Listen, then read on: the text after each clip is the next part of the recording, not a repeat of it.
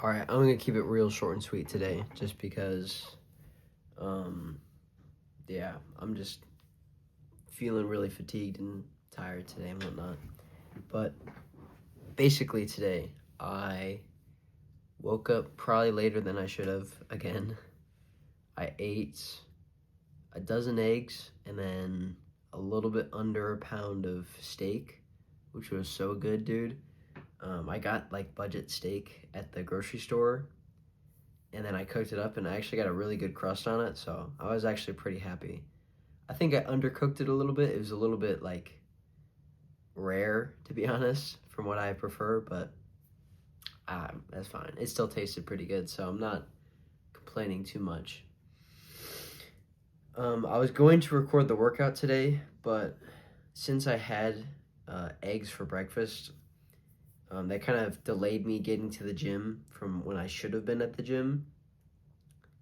And so I was basically just rushing to get to doing the workout and then getting the workout done. So I just didn't want to bother with recording and whatnot. But it was a different sort of workout today. A lot of leg focus today. And my legs were already pretty, like, my legs are still like shot from Sunday a couple days ago. And so for the first little bit, it took me a little bit to get into it, just because my legs right now are just so sore. Like, they're just like, not sore to where like just existing hurts, but they're sore to the point to where it hurts to move them too vigorously, if that makes sense. And so I was trying to do back squats and stuff like that today, and I just wasn't lifting necessarily the weight that I wanted to. Which, I mean, it happens. I'm still getting into like the full like working intensity in the gym sort of thing. So I think it'll just take time, and as I get used to these workouts, then the soreness factor will be less of a part in that process. So yeah, I did that. In the workout today, I also did bench press for like the first time in I don't know how many months it's been, because it's November 2024 right now, or not November, December 2024, right? And I think the last time I benched intentionally was probably in May for like a genuine workout. I think I benched somewhere over the summer, just as like, oh, what's my PR? What's my like just like high schooler mentality? Oh, let me bench and see how it goes, kind of thing. And for my upper body training, it's only been like pull-ups, a couple of like reverse pec deck, that like the reverse flies basically on the pec deck. It's been that, pull-ups, and then dips, mostly just dips. A little bit of weighted dips, but mostly just dips. And it's so shocking how whenever you don't do a movement for a while, how radically lower your strength gets. Especially if you're not doing anything else that's like supplementing that muscle group. Like, I haven't trained chest like intentionally in, I don't know, how long has it been? Like 5-6 months. It's insane. And so today, whenever I did bench press, I first did some dumbbell bench press, and I figured the 40s, like 40 pounds in each hand, would be difficult, even though like I think my best was probably 55s, I think, before. So I was doing them. I was like, I think it was 10 to 12 reps that I was doing. I was just like, like I was struggling to get them up, bro. And then after I did did 2 sets of that. I did regular bench press, just flat barbell bench press. I loaded on 135, and I kid you not, bro, the 135 was like a 1 rep max for me. I wasn't like really warmed up, to be completely honest, but it was like, and I was like I got it up. It wasn't like a 1 rep max in the sense that I could have like died, whereas like it like crushes me, but it was still like really, really challenging. Whenever beforehand, I used to be able to throw 135 up with relative ease. You know, like I think my best bench press ever was a 185. But it's so strange, just like my strength has dipped so significantly. The next set that I did, though, I managed to get 3 reps, but still, man, it was it was humbling in a sense, just to know that, if you don't put your practice into something, then it gets worse big time. Like, I haven't practiced soccer in probably over a month, and I'm thinking that I'm probably pretty trash at it now, or like my motor skills in it are just degrading. And I think that's the cool thing about the human body, in a way, is that we're so adaptable, yet that adaptability is, it can be counterintuitive because you don't maintain like the results that you get. Your body just adapts to whatever you're doing right now. So it's so cool that you can be some bodybuilder for a couple of years, and then you can transition into endurance training for a couple of years and look vastly different. Obviously, there'll still be some like carryover things depending on where you go, but it's just so, I just think that's cool, honestly. But yeah, I've gotten significantly weaker bench wise in the past few months, in the past half year, I should say. And while I'm not going to be trying to, intentionally increase that number, I think I'm still going to look to push myself. And it'll probably be like a good metric, as if like, okay, am I actually improving? Or am I getting back to where I should be, at least strength-wise?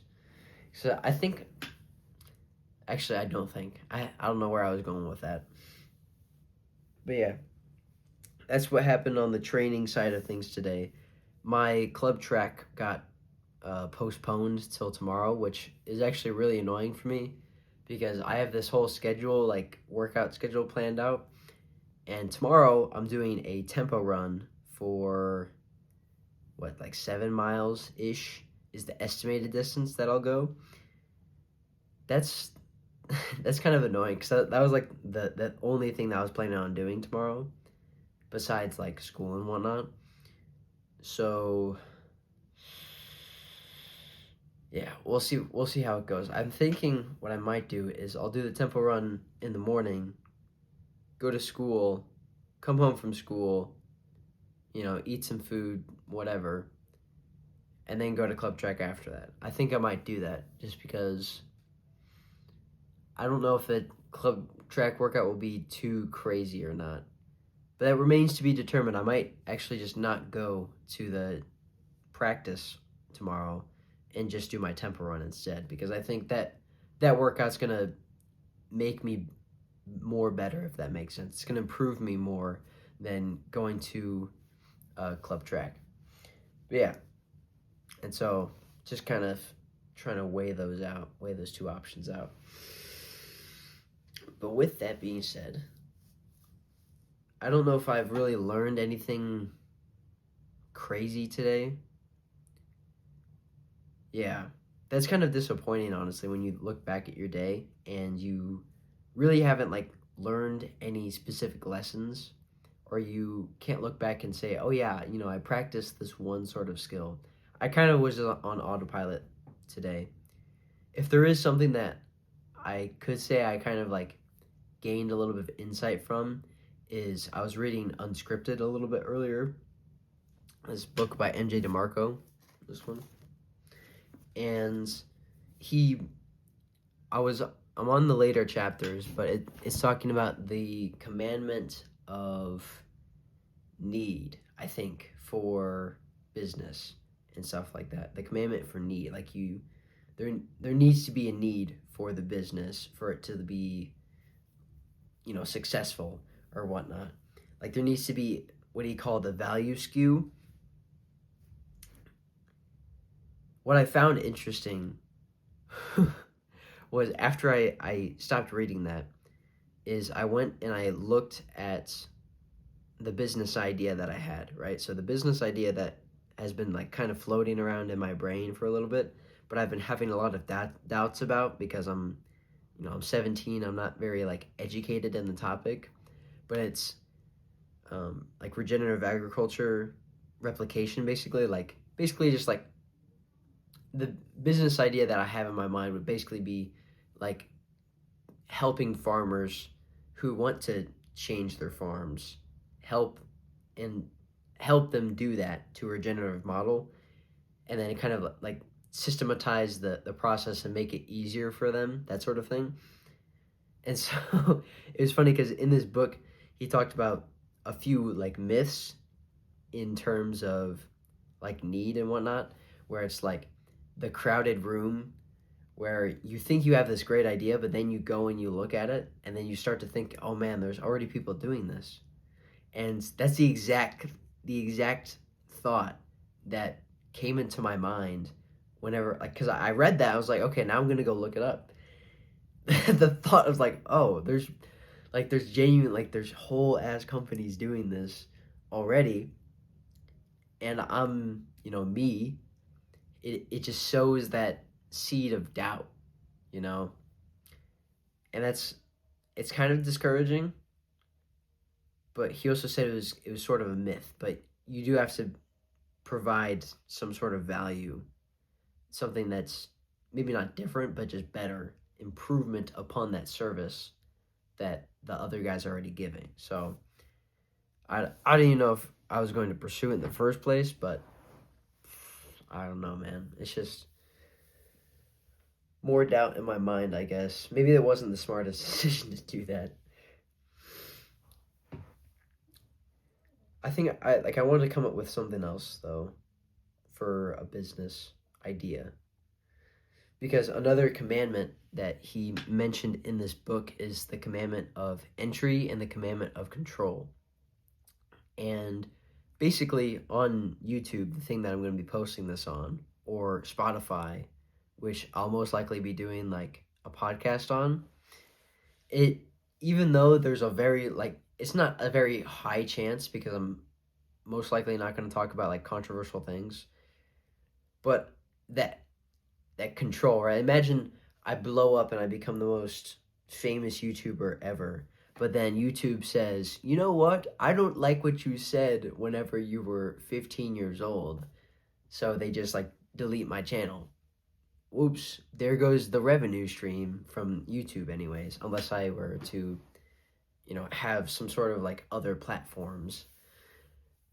But even then, like those platforms have control over you, and so starting a business, like a business on them, or trying to make money through those platforms probably isn't the best idea, because you can wake up one day with an email saying like your account has been closed for some reason. So I want to do something that's outside of this, so I don't have anything kind of like dangling me with puppet strings. Now, with that being said, in the book, he also said that you can still succeed, because even though the commandment of entry is like pretty low, like anyone can start a podcast, really anyone can record a YouTube video, which is great, but it means that there's going to be a lot of low quality stuff out there, and everyone's going to try and, well, a lot of people will try and do it, right? And so the way to kind of override that commandment of entry is, I think he called it executional excellence. So you have to be willing to do what others are not willing to do. And I think that plays along kind of with my plan to do this long term. I'm not thinking that I'm going to blow up overnight. I'm not going to post a couple of videos and think I'm the best YouTube ever and I should get 1 million subscribers every video because I'm the best, right? Like I'm not thinking that. I'm thinking I'm going to improve my skills as I post on this platform and other platforms, and maybe in 10 years it'll be successful. But really, it's just kind of a a vehicle for me to improve skills of like speaking and I guess being in front of a camera, that sort of thing. and articulation of thoughts. That's another one. And synthesizing, like, dude, we're like listing, we're going down the list right now.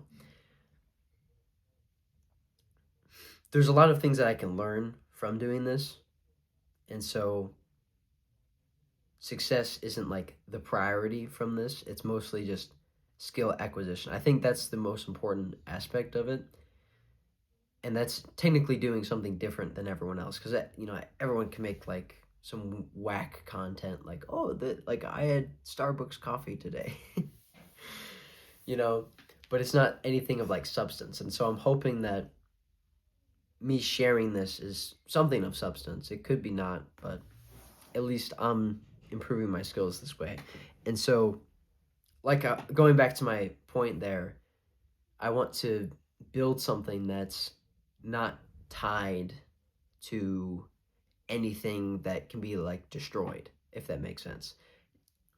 Because if you think about it, it's kind of foolish to build a house on pillars of sand and salt. It's very dumb to do that. It's like that Coldplay song, right? Pillars of Sand. Yeah, I forgot. I forgot what the saying was, but it's like, yeah, pillars of sand, right?